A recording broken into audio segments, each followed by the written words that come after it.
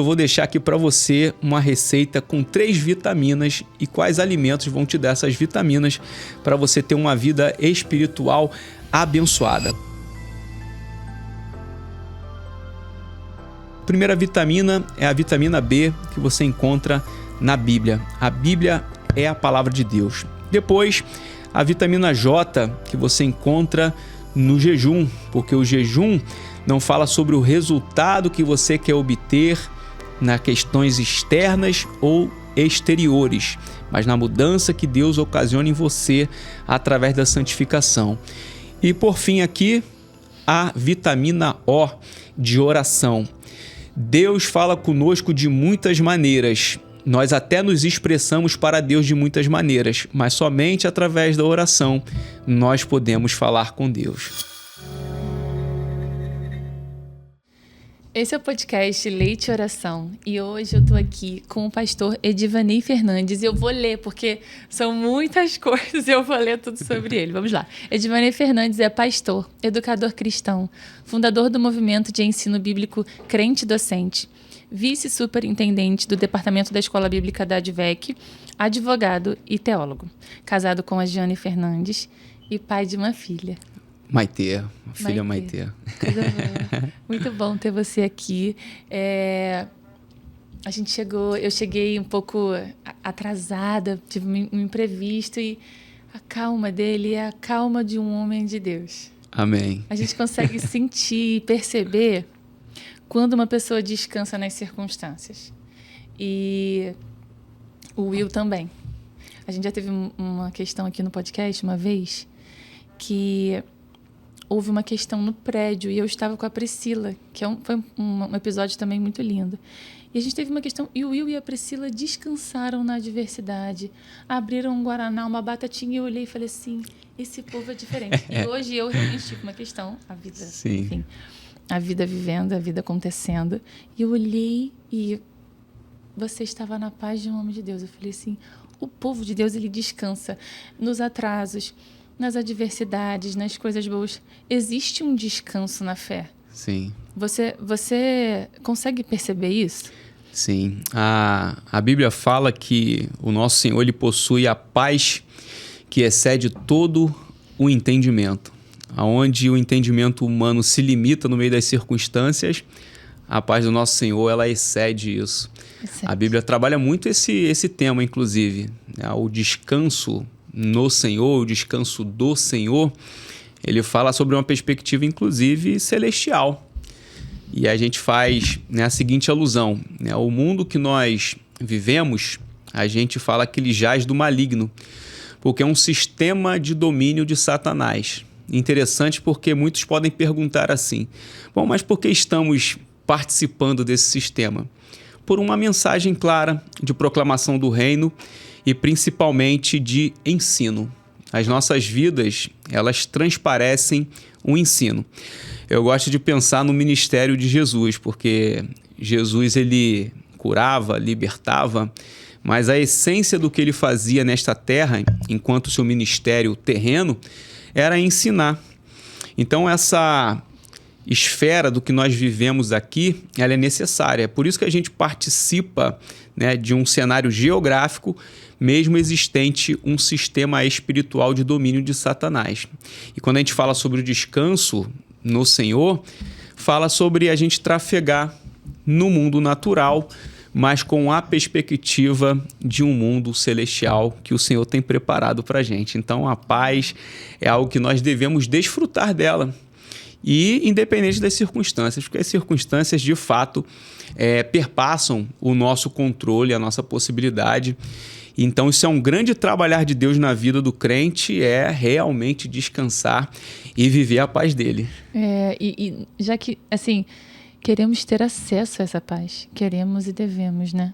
Sim.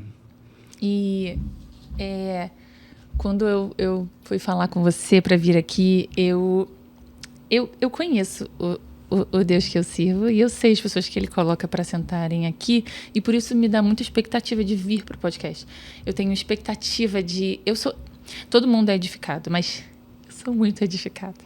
E assim, eu sou edificada muitas vezes antes do podcast ir ao ar. Então, eu me sinto abençoada, eu dou glória a Deus por estar aqui, por estar em frente às pessoas que o próprio Senhor manda, porque as pessoas que eu escolho geralmente... Eu te falei, né? Não dá certo. E eu percebo que existe um nível de conhecimento da sua parte grande em relação à Bíblia. E por mais que nós não nos conhecíamos antes, mas tivemos uma breve conversa antes da gente começar, sim, e a gente falava sobre o quanto é necessário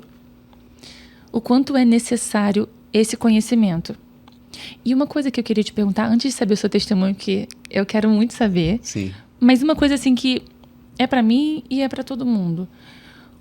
Como a gente começa a aprender a Bíblia, a palavra? Como começar? Por onde começar? Sim.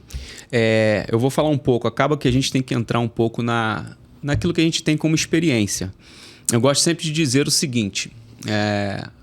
O meu despertamento para essa busca pelo conhecimento, e não atribuo que eu tenha um conhecimento bíblico diferente de outras pessoas que também têm acesso à Bíblia, pelo contrário. Essa minha sede pelo conhecimento bíblico, na verdade, parte de uma necessidade. É muito comum a gente ouvir pessoas dizer assim: aonde foi a sua dor, ali Deus trabalha um propósito. Ou algo parafraseando o que as pessoas dizem. E eu nasci numa família onde a maior carência era exatamente o conhecimento. E quando eu falo de carência de conhecimento, é no âmbito, principalmente na parte de formação, na parte escolar, colegial. Tudo isso foi uma defasagem dentro do meu seio familiar. E eu cresci num lugar, né, atribuído como um lugar mais nobre, um lugar de pouco mais de estrutura.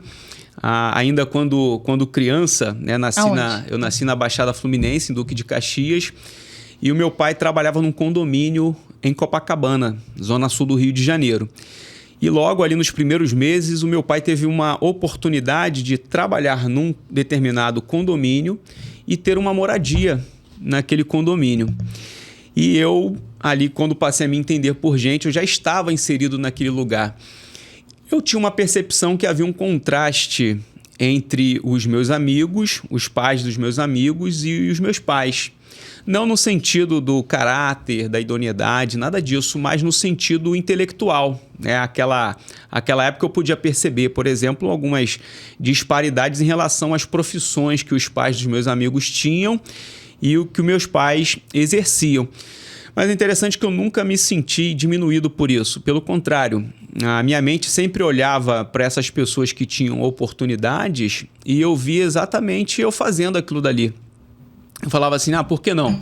O pai do meu amigo é engenheiro, o pai do meu outro amigo é advogado, o pai do meu outro amigo é um arquiteto. Eu olhava, por que não para mim? Então, essa questão social da minha família nunca foi um parâmetro de impedimento. Então, eu cresci dentro dessa esfera e sempre fui um sonhador. Quando fui chegando na adolescência, eu sempre pensei da seguinte forma: agora acho que eu preciso começar a executar algumas coisas. Então passei por momentos um pouco complexos, porque quando você não tem Jesus na tua vida, você acaba fazendo escolhas que você presume serem acertadas, com a força do braço, né? Mas que na verdade não te levam para bons caminhos. Mas o mais interessante é que quando o profeta Jeremias, no capítulo 29, versículo de número 11, ele fala que Deus tem planos e conhece os planos, o plano de futuro, de esperança. Eu tenho uma noção muito clara que isso aconteceu na minha vida. Então, eu passei por momentos assim de complicações com vícios. O mundo que eu vivia, a esfera que eu vivia, ou o meu anseio por conquistas me levaram também para lugares um pouco tortuosos. Mas quando eu me converti, ali depois dos meus 20 anos, que eu comecei a ter umas experiências com Deus, e essas experiências... Como foi que você foi? Como você se converteu? Como foi isso? Bom, basicamente o seguinte, eu tive um envolvimento, uma relação com a área da música. Então, essa área da música me levou para a noite. E a noite me levou para algumas situações bem complexas, né? Como o vício na questão do álcool, as questões que a gente sabe que envolve a prostituição, relações fora de casamento. Então, isso foi um fator muito complicador. Quando eu parei para ver a minha vida com 20, 21, 22 anos, foi o momento que eu comecei a ter essa relação com Deus. E essa relação ela começou por uma busca de conhecimento. Por quê? Às vezes a gente pensa que estudar a Bíblia é a gente se abastecer única e exclusivamente ao âmbito intelectual. Mas o profeta Oséias fala que o meu povo foi destruído porque lhe faltou conhecimento. Essa falta de conhecimento narrada pelo profeta Oséias envolve uma palavra que gera uma perspectiva de intimidade com Deus. Então, antes de você conhecer a palavra pelo âmbito intelectual, você precisa se relacionar em intimidade com Deus. E aí começou dessa forma. Eu olhei para a minha vida e falei, bom, lembro lá daquela criança em Copacabana e falo assim, bom, não era muito bem com isso que eu sonhava. Eu sonhava e sonho em ter uma família, em ter, né, uma profissão, de ter uma boa estrutura de vida. E o que eu estou fazendo está muito distante disso. As coisas saíram, o trem saiu um pouco do trilho. E daí eu comecei a orar. A esse momento, o meu irmão tinha tido uma experiência com Deus. O meu irmão teve uma conversão muito conturbada. Uma conversão que ele, pensando num carro mais antigo, a conversão do meu irmão no início rateou muito. Então ele tinha muita inconstância na vida espiritual. E no início não era um parâmetro de exemplo para quem queria aprender sobre o Evangelho. Mas toda aquela angústia me levou a orar, porque eu sabia que orar tinha a ver com falar com Deus. A possibilidade de acessar o Deus, né, o ser divino, e fazer com que as minhas petições, as minhas angústias pudessem ser ouvidas por alguém. Sim. Então, a partir desse momento, que às vezes eu chegava de madrugada ali, literalmente alcoolizado, né, às vezes já amanhecendo o dia, eu senti uma angústia muito grande e me dava em algum tempo de oração. Às vezes não me sentia muito digno de poder ter relação de intimidade com Deus. Mas Deus me transparecia exatamente isso, que Ele estava querendo o meu coração. E aí, a partir desse momento, a minha vida começou a ganhar concretude. Eu fui tomando passos, isso é importante falar para as pessoas, que às vezes a gente quer viver mudanças com Deus e a gente olha para a nossa circunstância ou para onde a gente está preso e a gente quer consertar tudo antes de ter essa comunhão com Deus. Eu diria... só posso ir se tivesse perfeito. Exato. Bem do jeito que tá, a gente fala isso muito. E aí a gente precisa dar um passo de começar a fazer algo em contradição a essa vida que vivemos. Isso tem muito a ver com conversão, né? O ato de converter tem a ver com essa mudança de rota. E aí, a partir dali, eu começo a ter uma relação com Deus e Deus começa a me direcionar o que hoje nós compreendemos claramente, que é o ministério da palavra. E aí você me perguntou, vou voltar lá para a raiz da sua pergunta, que é o seguinte, por onde começar? Eu diria que, mais do que abrir a Bíblia num livro específico, todo aquele que quer aprender de Deus e não sobre Deus, porque é possível você abrir a Bíblia e aprender sobre Deus.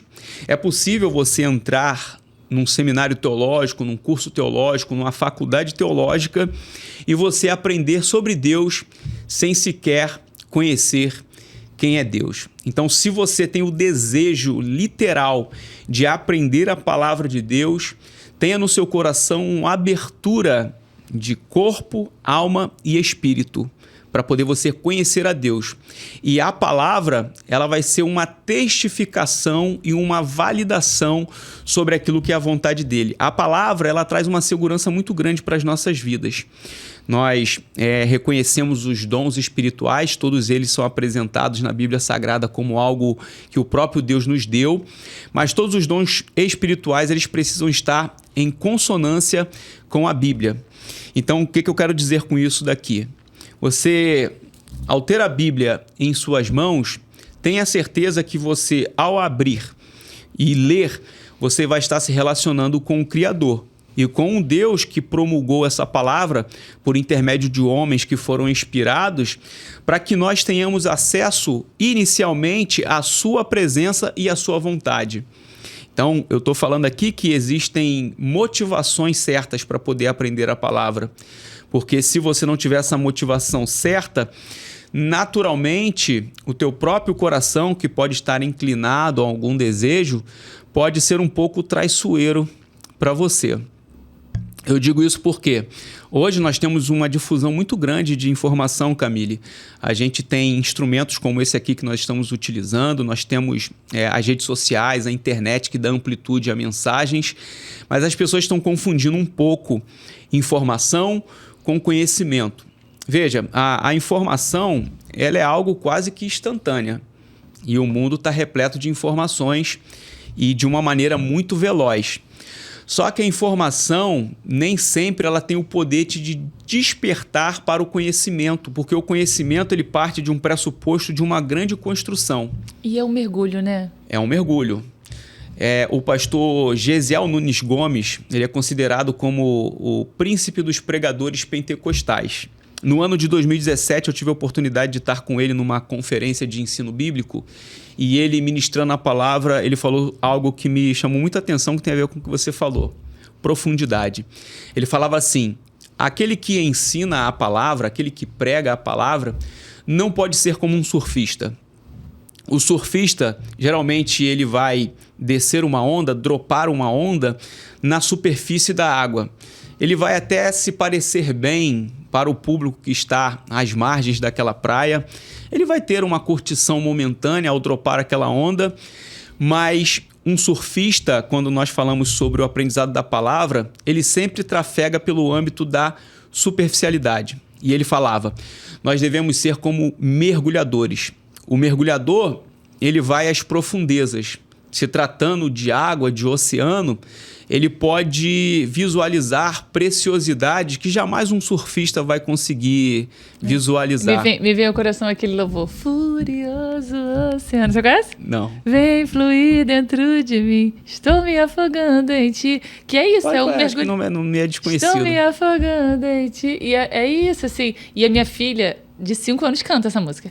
Não quero só me aventurar, eu não quero só me emocionar, quero mergulhar. É isso, porque eu acho que é no mergulho, né, pastora Divanei? É no mergulho que a experiência real ela começa a nos invadir. Porque o surf, eu não sei, fazendo uma analogia, né? Eu não sei se você vai concordar, mas eu acho que esse surfar é assim, é como se você beliscasse algo, mas não comesse a refeição que te satisfaz. Então, você surfa ali, tem um arrepio.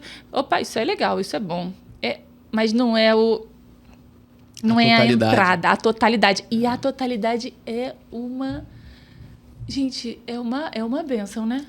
Ter acesso a isso é uma bênção. E maior bênção maravilhosa é ter quem nos dê esse alimento. Então, sim, quando você traz isso para a escola bíblica, para aqui para o podcast, para as pessoas, é um alimento. Isso é alimento, é leite e oração, é alimento mesmo. O nome do leite e oração é porque a minha filha estava no hospital e aí tem uma frase em um texto do livro que eu escrevi, assim que fica pronto, vou te dar. Bênção. Na verdade, ele está pronto, ele só está na segunda edição, está chegando, enfim. E quando eu escrevi, eu fui para o hospital fazer a única coisa que eu podia, que era leite e oração. E o leite... E aí depois, quando eu me dei conta do nome que eu estava dando, eu estava falando, gente, isso é alimento. E a palavra, esse mergulho, ele é alimento para as pessoas. Sim. Né? Quando você fala sobre essa questão daquilo que a gente se alimenta, e a gente voltando para a perspectiva do aprofundamento, é que o aprofundamento ele gera uma pressão também. Se você for pensar... Ele gera, né? Ele gera mesmo. Tem algumas alusões que a gente pode fazer até com equipamentos que são utilizados para essa parte de aprofundamento. É igual um submarino.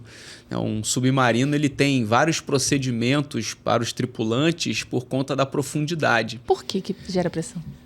Então, o conhecimento da palavra. O conhecimento da palavra. Mergulho. O conhecimento do mergulho na palavra e do aprendizado gera uma pressão no sentido de responsabilidade. É isso. O próprio Senhor Jesus, quando ele apresenta, e aí eu até entro na indicação para quem quer começar a estudar e se aprofundar, ou até para quem às vezes não conhece a palavra, o próprio Senhor Jesus ele fala muito sobre essa essa perspectiva de que tudo que diz respeito à elucidação do conhecimento é um fator de iluminação. Então, pense bem, aonde há trevas, você tem basicamente uma ambiência onde não há efusão de luz. Então, aonde há luz, trevas não subsiste. E quando a luz ela adentra um ambiente, tudo é notório. E aí começa a pressão. Meu Deus, isso faz muito sentido. Muito sentido, porque imagina que se a palavra ela vai transparecer para você, ao você mergulhar, ela vai transparecer, vai iluminar o que o salmista fala no Salmo 119, 105 é: lâmpada para os meus pés e luz para o meu caminho. Então isso daqui fala do seguinte: olha, aonde a palavra adentra e permeia, ela tem um poder de trazer iluminação. E a iluminação ela transparece detalhes que não são enxergados em trevas. Então eu falo isso porque as pessoas pensam que a vida cristã é o simples fato de você ter momentos, como você falou, de arrepio, ou momentos de alegria e felicidade. Só que a palavra ela mostra que nos momentos que não tem nada a ver com alegria, que não tem nada a ver com arrepio, também existe poder da palavra de Deus. E quando você tem a palavra iluminando detalhes da sua própria vida, você enxerga coisas que você até duvida. Bom, mas esse sou eu mesmo? Isso está em mim? Isso faz parte da minha essência pecaminosa e humana com tanta debilidade? E a palavra vai te mostrar isso. A pressão começa a partir do momento em que, aonde há uma consciência, existem duas coisas que são necessárias. Primeiro é responsabilização e dois é a consciência. Quando você tem responsabilização sobre aquilo que você enxerga no aprofundamento da aprendizagem bíblica e você tem consciência, você pode dar um passo, e isso aí é quase como 1 mais 1, 2. É o passo para a maturidade. Muitas pessoas não amadurecem na vida espiritual porque elas, primeiro, às vezes não buscam a palavra nesse sentido de relacionamento. 2, às vezes até enxergam, mas não trazem para si essa responsabilidade, para tanto não desenvolvem consciência. E como resultante, não há maturidade sem isso. E aí a pressão está exatamente nisso, porque quando você consegue enxergar, quando você consegue discernir e quando você está diante da possibilidade de consciência, se você não escolhe a responsabilidade, não vai vir maturidade. Agora, se você escolhe a responsabilidade, a pressão está.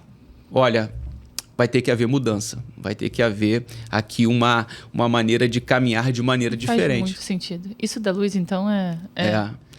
Porque a palavra ela é oposição às trevas.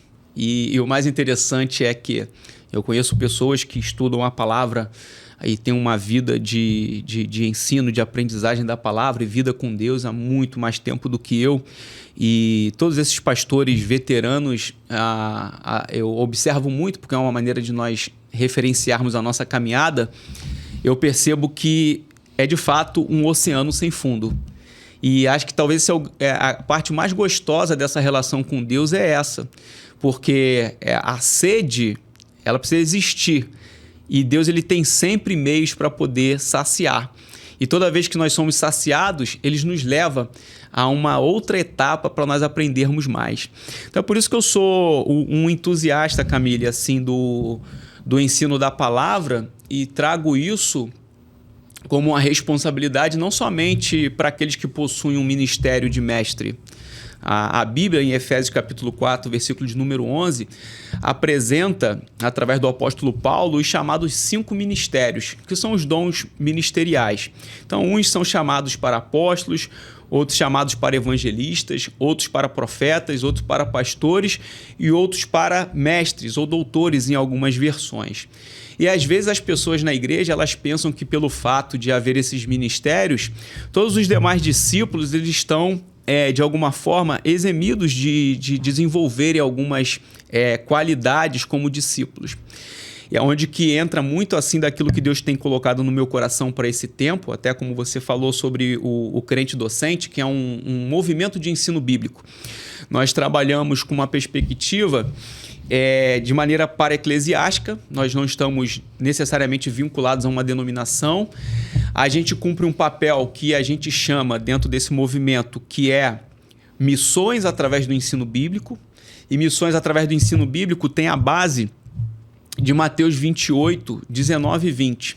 A versão Almeida Revista Corrigida, que é uma versão assim, muito tradicional, principalmente dentro das igrejas pentecostais, ela diz assim: portanto, ide e ensinai, batizando em nome do Pai, do Filho e do Espírito Santo. Esse ide e ensinai é sucedido no versículo, e eu fiz questão de não narrar ele aqui no versículo, é: ide e ensinai todas as nações.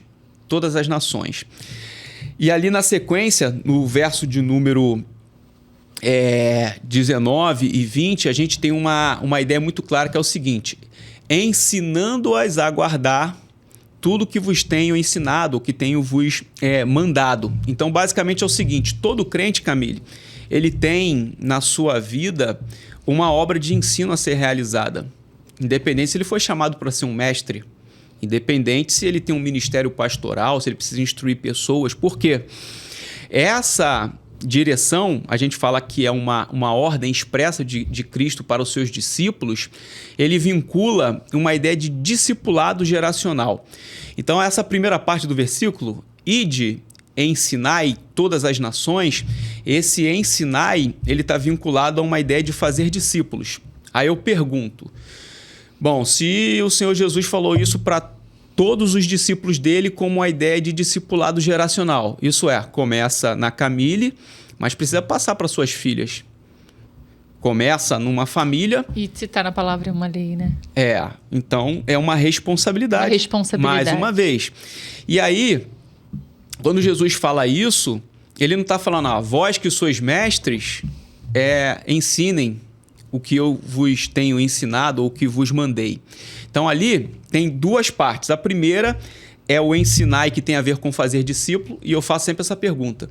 Eu ainda não descobri na Bíblia uma maneira de fazer discípulo sem ensinar. Fazer discípulo parte do pressuposto de duas coisas muito importantes, e é só você olhar para Jesus, e aqui são as dicas de você que quer aprender e estudar a palavra, já estou dando aqui as dicas. Se você partir desse pressuposto da vida de Jesus, da leitura dos evangelhos, você vai ter um caminho muito producente para a tua vida espiritual. Aí geralmente as pessoas indicam assim, o evangelho de João é um evangelho muito especial para poder a gente iniciar os estudos sobre o cristianismo e tudo mais. Aí eu digo mais, o evangelho de Marcos também. O evangelho de Marcos, ele tem 16 capítulos e apresenta o evangelho de uma maneira assim, eu diria, expressa. Se você tem sede em descobrir o que é o evangelho e ao que se propôs o Senhor Jesus no seu ministério terreno, leia o evangelho de Marcos. Depois você leia o evangelho de João e vá trafegando no Novo Testamento para você entender a proposta de Cristo, e depois a aprendizagem do Antigo Testamento, porque a Bíblia toda fala de Jesus. Jesus é o tema central da Bíblia. Volto para o recorte. Então não tem como fazer discípulo sem você ensinar. E outra coisa que envolve o discipulado é o relacionamento. Aí aqui o mais importante. E é onde que eu abarco aqui a tese daquilo que Deus tem colocado no meu coração durante todos esses anos.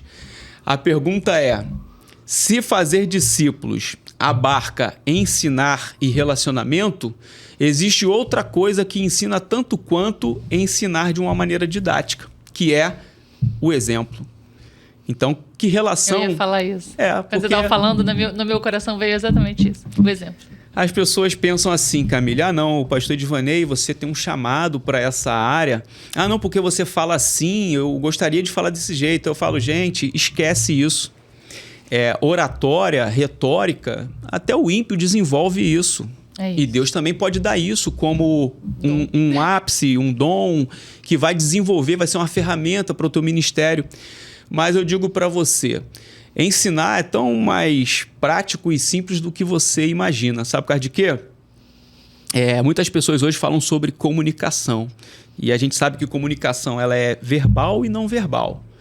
Então, quando você não verbaliza, eu digo que os seus trejeitos, o seu comportamento, a sua vida, a sua conduta grita em todo o tempo acerca de algo que está dentro de você.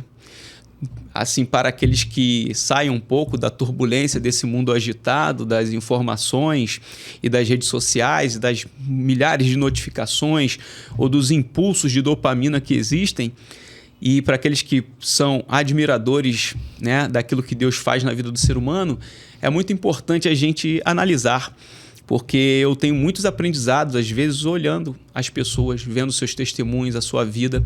E isso é ensinar por exemplo. Veja, tem um caso interessante na Bíblia, e aí nos Evangelhos. Jesus está, em certa feita, chegando na entrada de Cafarnaum. E ali tem um paralítico, e os amigos desse paralítico, eles... se apressam para poder trazer o paralítico, porque Jesus está chegando ali na ambiência, e eles, teoricamente, devem estar ali super interessados que Jesus realize um milagre. E aí é interessante porque quando eles trazem o paralítico para Jesus, na sua primeira abordagem, ele sequer traz algum tipo de fala ou de expressão ou de atitude que envolva os aspectos físicos do paralítico. Ele simplesmente adentra no campo da mensagem das boas novas, porque ele trata de salvação. Então ele fala: perdoados são os teus pecados.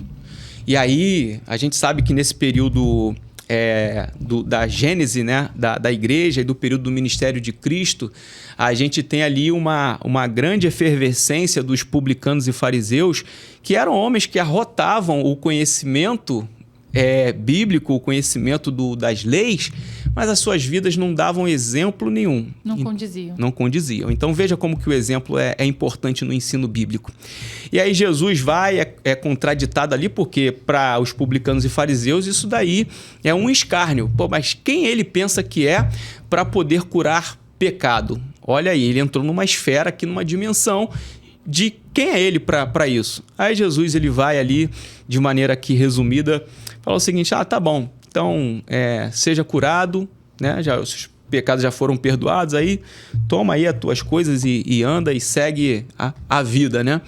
E aí eu estava refletindo sobre esse texto falando, às vezes a gente tem prioridades acerca do reino, acerca de demandas das nossas vidas, e nos esquecemos daquilo que é prioridade. Jesus, antes de alcançar o paralítico com um ministério de cura, que ele também detinha esse ministério, ele vai lançar uma mensagem, e para mim uma mensagem de ensino, e de maneira indireta, porque ele não está ali pregando um sermão como ele estava fazendo à beira do lago de Genezaré, quando ele chamou os primeiros discípulos. Ele está ali, através de uma atitude, colocando à tona a mensagem central do seu ministério, que é a mensagem de boas novas. E a mensagem de boas novas, ela tem o cunho de trazer salvação. Uhum. Então Jesus ele está ali, vamos dizer assim, se aqui de uma maneira ilustrativa, Jesus não estava preocupado, entre aspas, com a questão do físico, porque Deus estava trabalhando através do ministério de Jesus no âmbito da salvação. Então, perdoados foram os teus pecados. Então, há uma mensagem de ensino aqui. Então, o ensino parte do pressuposto de uma vida com Deus, de conhecimento da palavra, mas, acima de tudo, de prática da palavra. Tem uma questão nisso que você está falando que me chama muito a atenção, que eu percebo não só na minha vida, nos meus relacionamentos, mas na vida de outros cristãos e de outros relacionamentos. Eu não sei, provavelmente o senhor também repara isso dentro do seu ministério, da sua igreja, enfim. O senhor falava acerca da gente aprender pelo ensinamento, fazermos discípulos, né? Sim. Além de sermos discípulos, né? Fazermos Exato. discípulos, e pelo exemplo. Só tem uma coisa que me chama muita atenção nisso e que eu percebo. Assim, olha, algumas pessoas estão caminhando. Então, você falou do seu irmão. A conduta dele, quando ele estava se convertendo, ela ia e voltava. E assim, glória a Deus, porque ele estava indo. Sim. Então, aquela que a gente falou, venha como está, tá tudo bem. Você não precisa ficar puro, limpo, perfeito. Até porque nós não estamos assim, sei lá quantos Sim. anos de conversão, de decisão. Mas uma coisa o que eu quero dizer é alguns exemplos de cristãos, eu não digo de pessoas, de convertidos, estão afastando pessoas de Jesus e da palavra. No sentido de Eu tô aqui gravando um podcast com o senhor e a gente tá falando acerca da palavra, falando... Se a gente sair daqui, descer aqui embaixo e cometer um erro, esse exemplo pode afastar pessoas do que a gente acabou de falar. Só que a nossa natureza, nós não somos perfeitos. Sim. A nossa natureza, eu falo com... Eu falei até com a minha filha hoje, eu não posso oferecer perfeição. Então, eu errei e vou melhorar. Tipo, caiu um copo. Falo, né? Nós não somos perfeitos. É isso. Eu tô dando exemplos banais, sim, mas nós cometemos erros. E uma coisa que me preocupa é que as pessoas que estão de olho no que Jesus está fazendo através das nossas vidas esperem perfeição, porque nós não podemos oferecer. Eu não posso. Sim. Eu não posso. Então, muito me preocupa. Por que eu estou falando isso? Chamei uma amiga para a igreja comigo.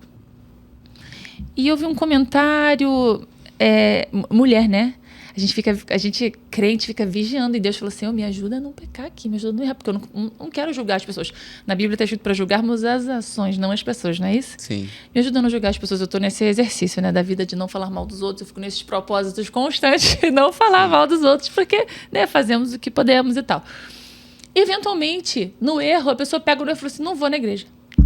E é para Jesus, não vai. E eu fico pensando, meu Pai do céu... E aí entra a responsabilidade, acho que do que você falou. Não é que a gente tenha que tentar ser perfeito, mas que as pessoas não fiquem só no exemplo. Porque a palavra diz, venha. E se a minha conduta, em algum momento, ela escorregar, que vai acontecer. Uhum. Inevitavelmente. E assim, eu espero que seja... Que Jesus possa me exortar e eu possa crescer e subir degraus através dos... Enfim, só o exemplo pode ser perigoso, porque as pessoas se afastam da igreja, se afastam de pessoas, saem de igreja, saem de ministérios por erros que elas supõem que as pessoas cometeram, não é? Sim. Isso aí tem duas vias aqui de raciocínio, né? A primeira é que onde geramos nossas expectativas. Sim. E isso, obviamente, né, fazendo aqui meia culpa, né, vamos dizer assim, do povo de Deus em boa parte, é o seguinte: a vida cristã ela não foi feita para ser vivida de maneira maquiada. Sim, exatamente. Esse engessamento traz esse fardo, inclusive, para quem está conhecendo o Evangelho. Sim. E aí, às vezes, a pessoa de fora ela já tem esse pensamento cauterizado por conta das experiências notórias que ela viveu. Ouviu. E talvez você pensa assim, né?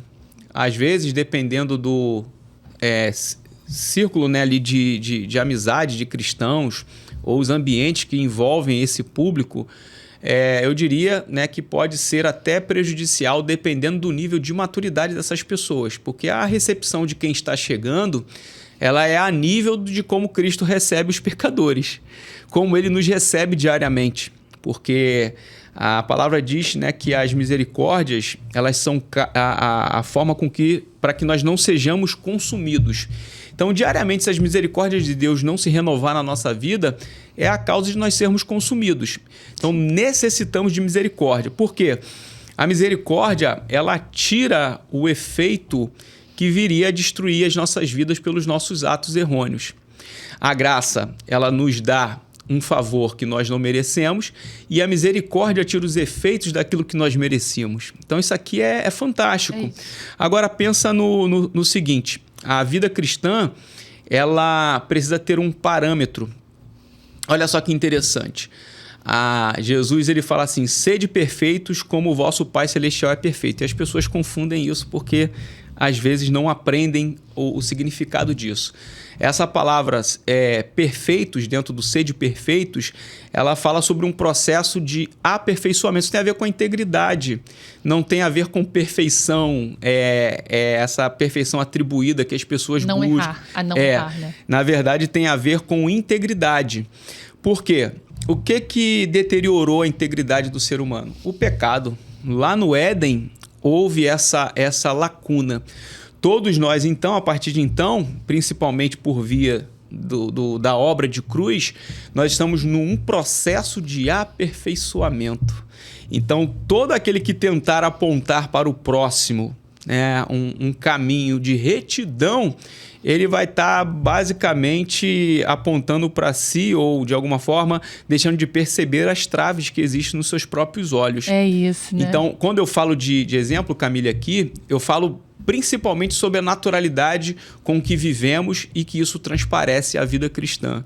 A pior coisa que tem é você ver alguém armado, né, dentro de um escopo, de uma performance que não se sustenta na prática. Até e como eu porque... falei, isso espanta pessoas e não atrai pessoas. Espanta pessoas. Até porque isso vira uma arma mesmo, né? Mas você não é crente? Você acredita? Sim, é. Sim, e estamos todos caminhando e nos aperfeiçoando à medida, né? Nos aperfeiçoando, é isso, são os degraus, né? Que a gente se propõe a subir com Deus. Mas, exato. E tem um versículo que você certamente conhece, porque você sabe pra caramba da Bíblia, que é o da igreja dividida. Que talvez seja um pouco fruto disso. Isso aí é trabalhado até no Antigo Testamento, né, com a Bíblia. Tem duas coisas que eu gosto muito quando fala sobre essa perspectiva de divisão. É porque falar de divisão, a gente precisa falar de outro contraponto que é mais importante dentro do Evangelho. Mas a Bíblia fala que o reino dividido não subsiste. Aí o Salmo 133 fala que aonde há unidade, aonde há união, Deus ele ordena a bênção. Isso aqui é algo fantástico, porque a unidade é parâmetro para a igreja. A igreja que trabalha em unidade, e quando eu falo igreja é para além dos âmbitos institucionais. Quando eu falo igreja, eu falo sobre o corpo místico de Cristo nessa terra. Então, você é parte desse corpo, eu sou parte desse corpo, e nós, de maneira interdependente, necessitamos um do outro. Por exemplo, quando você falou sobre a palavra, provavelmente você tem um viés ministerial que Deus tem confiado a você, que trafega sobre o que nós atribuímos como uma obra evangelística. Por exemplo, alcançar pessoas que às vezes não necessariamente vão visitar uma igreja, mas elas estão inseridas nesse contexto, né, de sociedade, e você chega de uma outra forma. Essas pessoas elas precisam ser nutridas, literalmente. Por quê? A maneira de nutrir, ela também tem a ver com o crescimento. Isso é interessante. O autor dos Hebreus ele trabalha isso, né? Até o nome do podcast tem relação com isso, tem a ver com a sua maternidade e tudo mais. Se você for reparar, né, você falou aqui a idade das suas filhas antes da gente começar a gravação, e aí eu lembro da minha filha. Minha filha hoje está com 10 anos, né? E quando ela tinha a idade das suas filhas, assim, mais ou menos, a gente descobriu que ela tinha uma intolerância em relação à proteína do leite e tudo mais. E aí a gente viu lá que ela não podia, né, comer determinados alimentos porque ia prejudicar toda a questão gastrointestinal e tudo mais, enfim. Aí eu tive pensando, aí eu olho muito para minha filha e vejo a progressão, né? Hoje ela está assim, bem tranquila em relação a isso, já se alimenta de outras coisas que não gera mais nenhum problema para ela. Aí eu fico pensando numa criança, né? E eu lembro que isso foi um fator até positivo, por conta da alimentos industrializados. Se alimenta melhor. Então, assim, minha filha tem isso, a de 5 anos. A minha filha literalmente viveu ali através do leite materno até chegar o momento de começar a inserir alimentos sólidos. Isso fala de uma progressão. Uma coisa que é básica para a vida cristã é santificação. A santificação é um processo, Camille. Então, é por isso que às vezes as pessoas querem que estalem os dedos e aconteça. O que no estalar de dedos é uma coisa chamada regeneração. Paulo trata isso quando escreve aos Coríntios, quando ele fala assim, em Cristo nós somos nova criatura. As coisas velhas se passaram, eis que tudo se fez novo. As pessoas confundem isso, daí é um processo de regeneração, uma ação do Espírito Santo que traz uma transformação na vida espiritual. Isso é instantâneo a partir da entrada do Espírito Santo. Isso geralmente acontece, às vias do que o ser humano pode teologicamente compreender, através de duas coisas, fé e arrependimento. regeneração. Agora, a santificação entra num estágio processual. Então, você se santifica hoje, se santifica amanhã e assim por diante. João, ele trabalha isso. Santifica, pois, na verdade, a tua palavra é a verdade. Então, a palavra também é a fonte de santificação. E por que eu falo isso? Porque não adianta, como eu falei, criar a capa de santarrão, porque não vai dar certo. É isso. E vai afastar a pessoa, vai se afastar. Quando a gente falou da iluminação da palavra, a gente entra nisso daí. Olha, que interessante. Há a possibilidade de o próprio Deus, através da palavra, lançar luz sobre aquilo que eu preciso melhorar. Claro. A acusação do próximo, às vezes, não tem um cunho de edificação. Então, olha só que prejudicial que isso é. Agora, é muito satisfatório quando a própria palavra está sendo acessada e você está sendo moldado e se santificando. Porque santificação, as pessoas pensam que é o seguinte: não, que agora eu vou fazer jejum, vou orar tantas horas por dia. Quer dizer, as pessoas começam querendo correr quando deveriam primeiro dar o primeiro passo. Leite. Materno. Progressão. Alimentos sólidos. Então, isso é assustador. Mas por quê? A gente está vivendo o tempo da performance. Eu falo assim, a gente está buscando alta performance quando deveríamos estar buscando a performance do alto, a performance celestial. Porque a performance celestial, ela diz sobre um moldar que vem de Deus. Então, olha só, é Deus dando forma. E isso passa por um processo de santificação.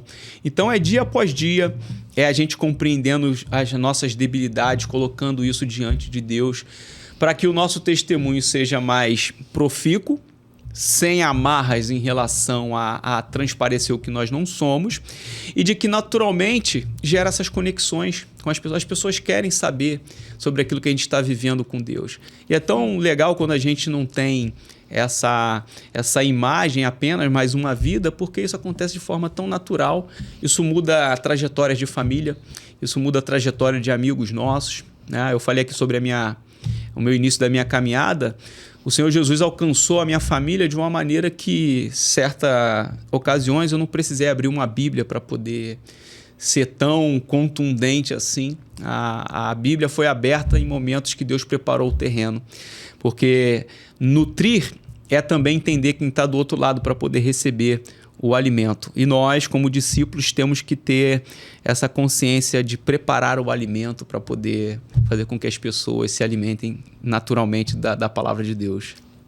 Você sabe que a minha primeira formação, eu também sou advogada. Eu sou advogada, trabalhei 6 anos na área e eu não estava feliz, e dentro de um culto eu me converti advogada. E aí eu entrei no culto e dentro do culto eu tomei a decisão de sair daquilo que eu não estava...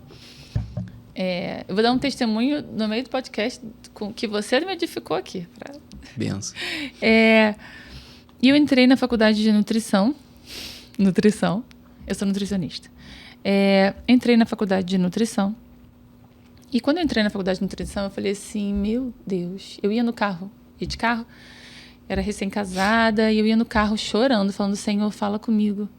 Eu estou no meio de uma faculdade com pessoas jovens. Eu já sou formada, já sou casada, meu marido está em casa. E eu larguei o meu trabalho, era um trabalho bom, teoricamente, aos olhos, né, do que se vê. Se mergulhasse, a gente veria, né, com mais clareza. Mas um trabalho bom, e eu vou sair disso. E eu permaneci, falei, Senhor, fala comigo, me dê um sinal, fale comigo, Deus, usa alguém, me dá um sonho, a gente fale diretamente, por favor, fale comigo. E aí, um dia na faculdade, e eu ia ouvindo louvor e orando no carro, chorar e ir embora. Um dia na faculdade, uma menina falou assim, Camila, eu não entendo, mas o Espírito Santo de Deus mandou eu te dar um negócio. E era um copo escrito nutrição. Caramba. E um papelzinho que eu botei no Leite e Oração no livro, vou te mandar o digital. E no papelzinho estava escrito uma passagem que você falou aqui. E você martelou na palavra nutrição. Eu não sei se você sabia que eu era nutricionista. Não.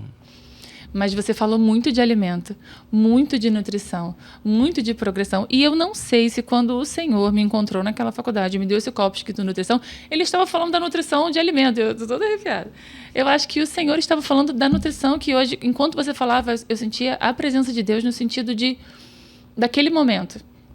Sim. Muitas vezes o Senhor, Deus manda alguém, fala com a gente, faz coisas lindas e no caminho ele fortalece aquela experiência no sentido de você entender melhor aquilo que aconteceu, sei lá quantos anos, há muitos anos.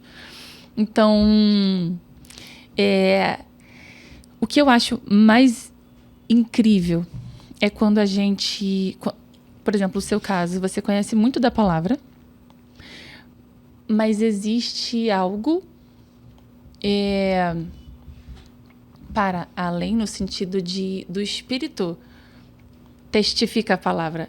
Então, Sim. muitas vezes você está falando da palavra sem estar falando da palavra. Você entende? Sim. Então, através do que você estava falando, eu estava aqui, meu Deus, o Senhor é maravilhoso mesmo, porque ele está falando de uma coisa que eu acredito que ele não saiba. E antes da gente começar, eu falei, sou muito edificada aqui, mas é que isso que você estava falando, você falou da palavra nutrição, eu posso ver com o Will aqui, algumas vezes. E você falou do leite, falou da progressão, falou da intolerância. E assim, eu escrevo livros cristãos, eu escrevi o Literação, eu escrevo outro, tem podcast, mas assim, eu trabalho com tenho um outro viés. E esse viés é do alimento, da nutrição. Mas enquanto você falava, eu senti que aquele copo não era sobre o alimento sólido. Eu acho que ele era esse aqui. Eu creio nisso. A sua igreja é pentecostal?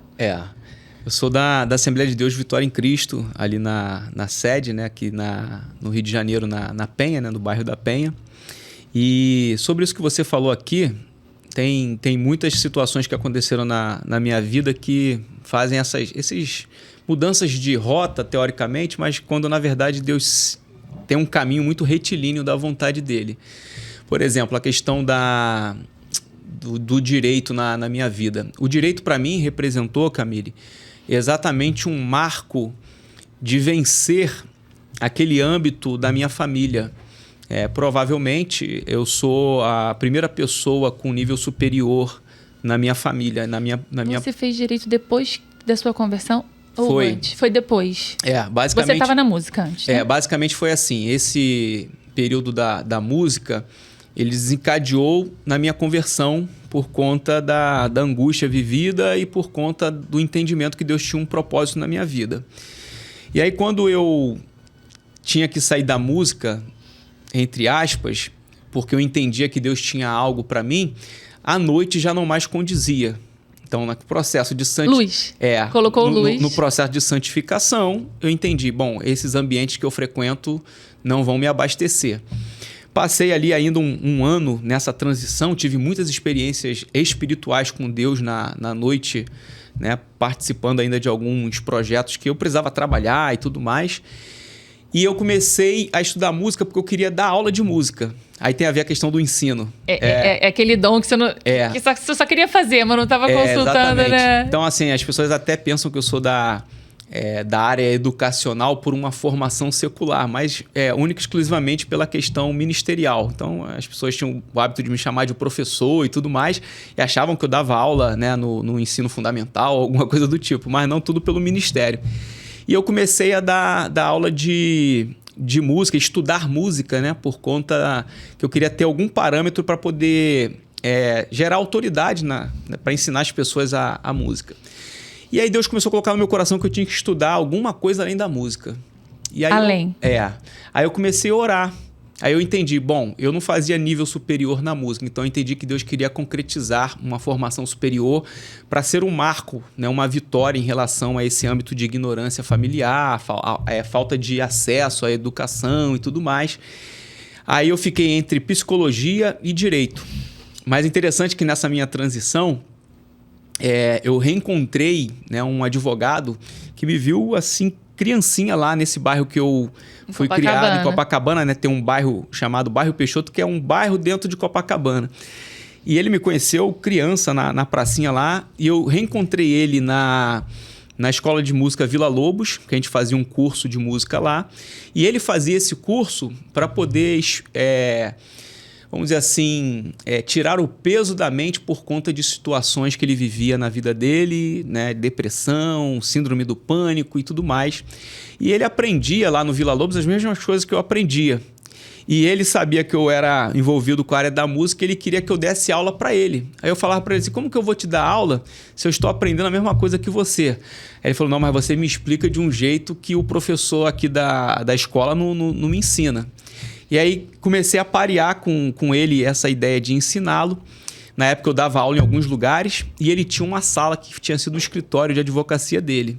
O que aconteceu? Eu orava a Deus assim, Senhor, eu não posso sair da Zona Norte e ir para a Zona Sul para poder ficar dando aula, porque só o tempo de locomoção eu perco o horário de ter um outro aluno e ganhar mais um trocado aqui, né? O que aconteceu? Essa sala dele era alugada para uma pessoa que depois entregou a sala. E ele falou assim, pô, esse teu Deus aí realmente deve estar respondendo a tua oração. Tu topa abrir uma escola de música, onde era o escritório? Abrimos a escola de música. Nesse processo, Deus falou para eu ter uma formação superior. Foi quando eu comecei a orar. Psicologia. Como Deus falou com você? Ou direito. Então, Deus fala de várias maneiras. Sim. Como a gente falou aqui, fala na palavra. Deus fala através de discernimento que a gente pode ter de fatos e acontecimentos. E também tem uma maneira de Deus falar que é o nosso espírito, que a gente fala que é uma voz interior. Não necessariamente vai ser de maneira audível.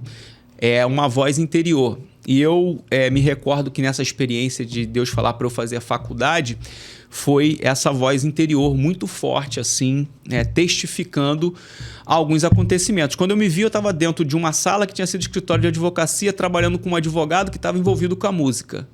Aí eu entendi a história. Resumindo, para poder sintetizar, que senão o testemunho é muito grande, em 2013 eu entrei na faculdade de Direito.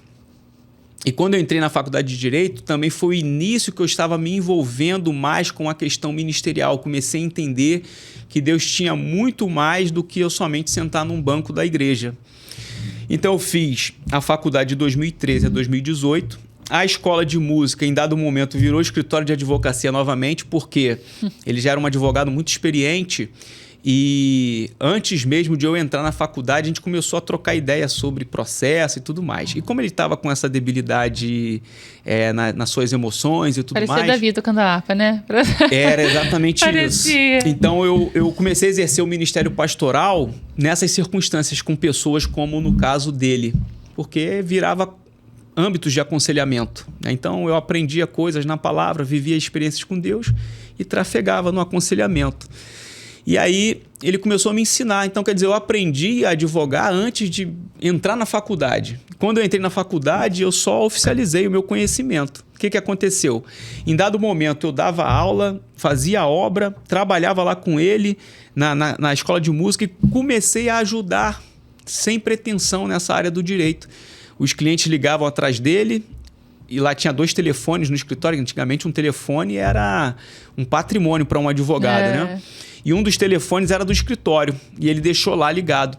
E eu ficava ali com dó dos clientes, que eles pediam informações e às vezes por conta dessa problemática emocional dele, eu acabava ajudando essas pessoas. Resumindo, quando eu vi, eu estava abrindo pasta de processo, aprendendo. Com pouco tempo de faculdade, eu já estava fazendo petição e tudo mais, ele assinando e protocolando. Só que aí veio a grande mudança. No meio da faculdade, o ministério foi cada vez mais me chamando. E eu sempre agi por muita fé. Por exemplo, esse período todo que eu vivi na música, entrei para a faculdade de Direito, em todas elas eu estive trabalhando por conta própria, né, sem carteira assinada. E a minha filha nasceu em 2015, então foi sempre um passo de fé. E Deus suprindo. E eu entendendo que eu estava dentro de um propósito de Deus que tinha a ver com vidas, tinha a ver com aquilo que Ele queria fazer na minha vida. E aí, no final da faculdade, em 2018, eu fiz a prova da ordem e eu não tinha opção. Eu tinha que passar. Minha filha, com 3 anos, era a minha habilitação para poder seguir ganhando, né, o dinheiro e sustentando a casa e tudo mais. Aí eu fui para aquela cerimônia que tem lá na Marechal Câmara, no Rio de Janeiro, que é para você receber a carteira, fazer o juramento e tudo mais. E quando eu fui para o juramento, é tradicional você pegar ali a carteira e bater uma foto com os amigos que estiverem ali. Eu tive uma experiência com Deus ali. Essa foi assim, quase que uma voz de maneira audível. Quando eu peguei a carteira para bater foto com esse advogado e com outro amigo meu que também trabalhou comigo nesse período de estágio, né, no direito e tudo mais, que eu fui bater a foto, eu escutei o Espírito Santo dizer assim: se eu pedir a carteira, você me devolve? Isso em frações de segundos eu pensei: Senhor, eu estou há 5 anos estudando, passei na ordem, vou começar a trabalhar para sustentar a minha família e o Senhor me pede a minha carteira? Aí eu falei: Senhor, seja feita a tua vontade. Porque eu já vinha de um processo desse, eu tinha largado a música, eu tinha projetos, tinha sonhos. E eu fui vendo que Deus, ele pede os nossos Isaques todos. Se você tiver um Isaac, tenha certeza que Deus vai pedir o seu Isaac. E não porque ele quer sacrificar o seu Isaac, mas ele te pede o teu Isaac para saber onde o seu coração está. E eu falei: Senhor, seja feita a tua vontade. Então, de 2018, eu comecei a oficialmente advogar assinando minhas petições. Estabeleci uma outra parceria com uma pessoa que também necessitava de apoio no âmbito espiritual. E eu falava para minha esposa, falava: amor, a minha sensação é que todo dia eu saio de casa de manhã para trabalhar, mas é na verdade para fazer a obra. Parece que emprego, parece que trabalho, profissão é só uma deixa de Deus para me locomover em lugares, né? E em pessoas. E aí, em 2018, eu comecei a advogar sabendo que não ia ter como ficar nisso pro resto da vida. Então, olha que sensação complexa. Eu falei: então, vou ter que cumprir mais uma etapa aqui.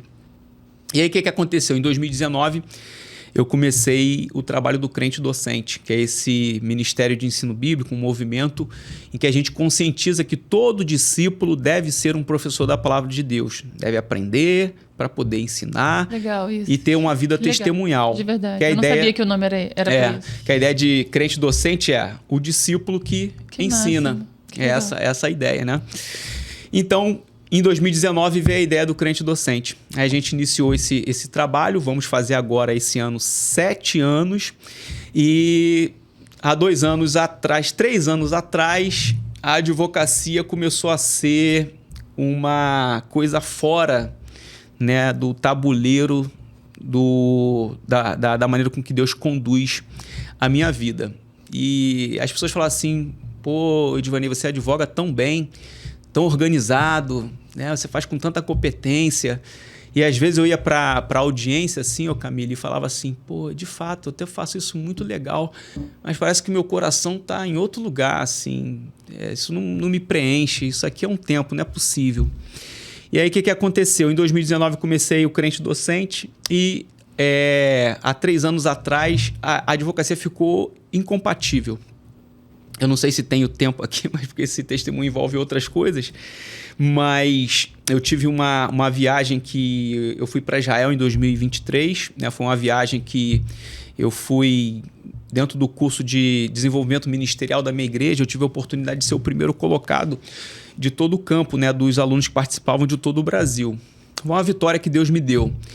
E o prêmio para quem era o primeiro colocado desse curso era ir para Israel. Aí nós tivemos a pandemia e tudo mais, e isso atrasou, eu só consegui em 2023. Eu fui para Israel debaixo de um tempo de consagração, 40 dias, né? As pessoas gostam muito de saber sobre jejum e tudo mais, e eu tenho o hábito de contar para que as pessoas saibam, né, como que existem vários propósitos, e jejum faz parte, né, dessa vida de busca também. Então, eu fiz 40 dias antes de ir para Israel, culminando com a chegada em Israel. Quando eu voltei de Israel, e lá eu tive muitas experiências de começar a enxergar e de ter uma visão mais abrangente, quando eu volto, num período logo na sequência, Deus fala para mim: meu filho, faça novamente um propósito. E esse ano de 2023 era o ano que eu já tinha feito muitos propósitos com Deus, muitos aspectos relacionados a jejuns e tudo mais. Aí eu, aqui na minha humanidade, falei: Senhor, mas eu vou passar o ano todo nesse negócio. Eu sei que é bom, né? Maravilhoso as experiências. Aí, ok. entrei com mais 40 dias. Esses 40 dias culminaram com o dia 13 de outubro de 2023. No dia 13 de outubro de 2023, no período pós-meio-dia, após encerrar esse ciclo de 40 dias de jejum e oração, o Espírito Santo, através da leitura de um e-mail que estava na minha caixa de entrada, eu leio a palavra instituição no e-mail que eu tinha recebido, lá no e-mail do crente docente, tratando o crente docente como uma instituição. E aí Deus falou assim: meu filho, institui os trabalhos do seu ministério. E aí eu tive que obedecer mais uma vez. Então, a partir desse momento de 2023, a gente caminhou para poder oficializar esse trabalho, né? Legal, e é online? Temos tanto as vias online, como fazemos trabalhos também. Que incrível. Aí instituímos para ter a personalidade jurídica, entramos num passo de fé, né, para poder fazer com que houvesse a base, né, pelo menos estrutural, para desenvolver. E a gente já trabalhava desde 2019 nas redes sociais, com materiais de aula, de lições bíblicas, ajudando outros professores de escola bíblica, ensinando a palavra e tudo mais. E cada vez mais, algumas vertentes entraram em ação dentro do ministério, que é essa ideia do Missões através do ensino bíblico, que eu falei para você. Por exemplo, ano passado nós tivemos uma situação muito legal, né? Porque missões é muito mais do que transpor barreiras geográficas. É a gente entender que no nosso campo social existem meios de fazer missões. E ano passado teve uma história muito interessante, até a pastora Paula, o pastor Augusto estiveram participando disso. Um grupo de missionários que vieram da Jocum, lá da Espanha, em Bilbao, vieram ao Rio de Janeiro. E eu fui literalmente convocado para fazer incursão com eles aqui. E a gente fez muita coisa que a gente está habituado a fazer. Então a gente visitou, por exemplo, comunidade carente, igrejas em áreas de risco, centros de recuperação, né, pessoas com problema com dependência química.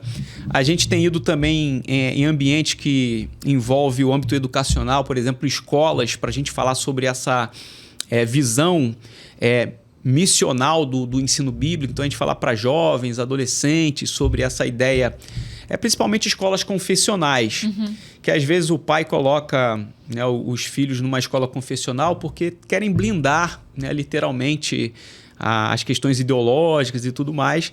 Então às vezes a gente leva essa conscientização de que o jovem ali, o adolescente, a criança, eles têm uma missão. Sim. Acerca desse âmbito educacional também. Aí eu falo, você é um missionário, a igreja tem essa vertente missional aqui na Terra.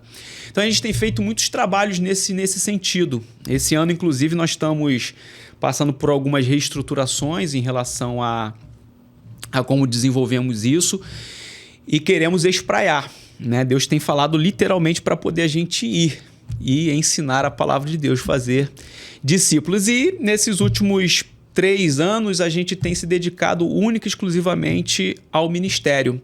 A gente não tem apoio fixo e direto de nenhuma instituição, então foi um passo de fé, literalmente. A gente simplesmente obedeceu.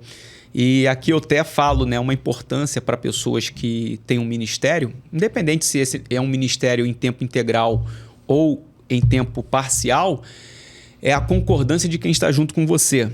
A minha esposa Jane, ela é de fato uma missionária também. Ela trabalha com o ensino bíblico para crianças e ela tem, de maneira irrestrita, durante toda essa trajetória, né, de caminhada que a gente tem, me apoiado nisso, porque eu digo que tem que ter muita fé para poder apoiar esse tipo de passo, né? Porque, imagina, desde lá, quando eu comecei a fazer a faculdade, a gente se casou em 2011 e já na caminhada também, e ela tem falado assim, se Deus te direcionou, eu tô aqui para auxiliar. Sim. E a gente vive muitas experiências com Deus, crendo nas promessas que estão para acontecer, mas também vendo promessas... Vivendo as promessas todos os dias. Vivendo as promessas, que a gente às vezes pensa que vai acontecer algo assim, que vai marcar e tudo, mas é um processo também. Às vezes já aconteceu. Já aconteceu. E a gente tem se doado. Então hoje no Crente Docente a gente tem essas vias, que eu falo que tem uma via mesmo de assistência social através do ensino bíblico. Legal. Então a gente está buscando parcerias, né? Temos contatos com a Sociedade Bíblica do Brasil, a gente já por estar envolvido nessa área do ensino bíblico, a gente sempre teve contato, né, com essas vias para coisas de materiais e tudo mais. Temos alguns poucos apoiadores que nos ajudam mensalmente para poder também desenvolver esse trabalho. Então, essa via mais social, né? Comunidades carentes, igrejas que carecem de capacitação, né? Como eu falei aqui, a gente fala de liderança, mordomia cristã, ensino bíblico. E uma área que a gente trabalha internamente com alguns projetos. A gente tem um projeto com a equipe do Crente Docente chamado Em Foco, que é ensino e formação continuada. Então, todo ano a gente tem é como se fosse uma escola de formação continuada. A gente trabalha leituras baseadas em alguns temas e semanalmente eles recebem questões para poder trabalhar a construção desse aprendizado. Então, é leitura, reflexão, pesquisa e elaboração de produção escrita, né, de conteúdos e tudo mais. E a gente tenta também desenvolver alguns trabalhos que tem a veia editorial. Então é mais ou menos assim, eu tento enxergar nas pessoas o potencial que Deus já colocou nelas e elas ainda estão um pouco dispersas. Aí eu falo assim, olha, é possível você fazer isso. Ah, não, pastor, mas eu não consigo. Não, mas Deus já colocou, eu estou vendo isso aí. Você só tem que permitir e deixar ser extraído, né? Que é a vocação. A vocação tem a ver com isso. Deus, ele extrai daquilo que ele colocou. Então, vocação tem a ver com o que Deus internalizou. Então, Deus, em algum momento que tem a ver com o chamado, ele evoca, ele extrai de você. Então, por isso que você falou de nutrição e você já entendeu qual é a relação.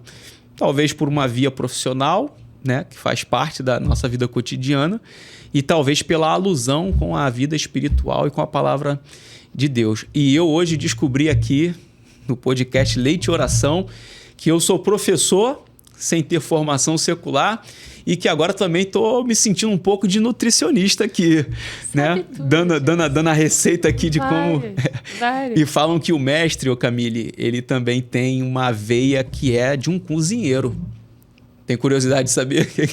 Claro, e quando você falava sobre mergulhar e sobre aprender da palavra para que as pessoas pudessem se alimentar dela, me veio à mente um chefe mesmo. E como assim, quando você vai oferecer uma comida a alguém, um banquete a alguém, porque a palavra é um banquete na qual você se alimenta. Você, quanto mais você sabe de cozinhar, melhor chefe você é. Você vê chefes hoje com estrela Michelin e chefes que fazem comidas lindas, pensadas e temperos. E as pessoas comem, têm uma experiência comendo com aquele alimento. E assim deve ser para a Bíblia e a pessoa que a ensina. Então, que a gente consiga ser chefe para quando a gente for dar esse alimento para as pessoas, que é o crente docente. Eu creio que seja isso, né? Isso que aí. você forme chefes em Bíblia que deem alimentos maravilhosos, no sentido de que as pessoas possam ter uma experiência enquanto elas se alimentam daquela palavra. Porque quanto mais a pessoa sabe de comida, melhor de cozinhar, melhor a comida que ela oferece. E quanto mais a pessoa sabe de Bíblia, melhor a experiência que ela oferece. Porque as pessoas que não conhecem a palavra, elas fazem muitos questionamentos. E se você não está pronto, você sucumbe. Sim. Você sucumbe no sentido de você sucumbe também. Não só a pessoa desiste e te para e diz, eu sou bom, tá vendo? Cheguei, uma amiga, muitos anos, uma amiga falou assim, amiga, mas peraí, mas Noé pegou uma barca, mas botou aqueles animais lá, desculpa, Bíblia aí, mandaram... O Jonas, então, ficou na barriga do animal. Lindo, creio, essa Bíblia aí, você vai me desculpar. Muitos anos atrás, o que eu fiz? Aquilo foi uma seta para o meu coração. Seta para mim. Até o dia que eu entendi que sim, Noé ouviu a voz do Senhor, pegou o barco. Jonas, sim. Até o dia que eu criei essa confiança para que eu possa dar um banquete para a pessoa dizer assim, no dia eu devia ter falado, olha só, deixa eu te contar um negócio. Você quer ter uma experiência com Deus para você entender? Vamos... Enfim, se eu desse um banquete para ela poderia ter se alimentado e nós duas sairíamos satisfeitas. Saiu eu sem saciedade e ela dizendo, tá vendo? Confrontei ela e deu tudo certo.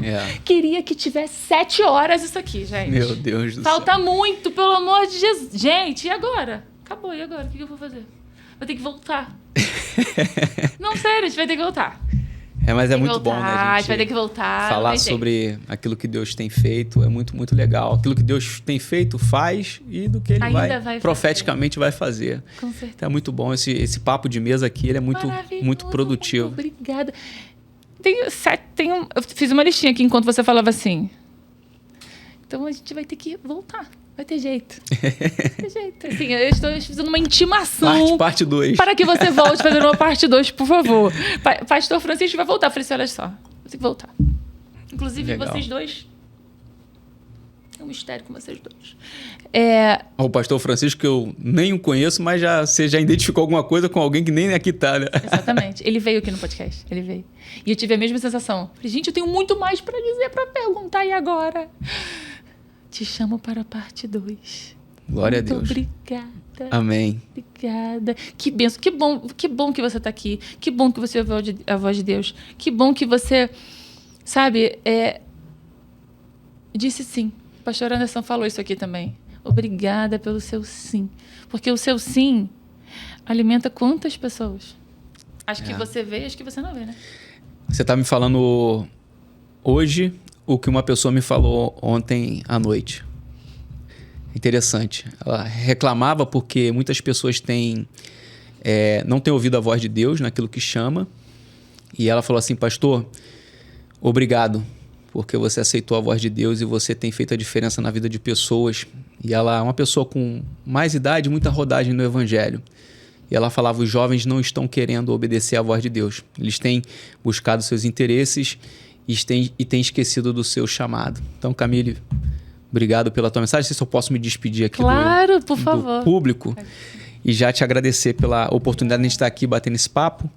É muito gratificante quando a gente está num ambiente espiritual. E o ambiente não é espiritual por conta da sua geografia somente ou por conta do espaço, mas o ambiente ele é espiritual quando ele abre as portas para que o Espírito Santo nos visite. Então fica aqui meu agradecimento. E para poder terminar aqui o podcast, para eu provar para você que a unção de nutricionista da Camille também foi agregada à minha vida, eu vou deixar aqui para você uma receita com 3 vitaminas e quais alimentos vão te dar essas vitaminas para você ter uma vida espiritual abençoada. A primeira vitamina é a vitamina B, que você encontra na Bíblia. A Bíblia é a palavra de Deus. Depois, a vitamina J, que você encontra no jejum, porque o jejum não fala sobre o resultado que você quer obter nas questões externas ou exteriores, mas na mudança que Deus ocasiona em você através da santificação. E por fim aqui, a vitamina O de oração. Deus fala conosco de muitas maneiras. Nós até nos expressamos para Deus de muitas maneiras, mas somente através da oração nós podemos falar com Deus. Deus abençoe a sua vida. Amém. Glória a Deus. Obrigada. Amém.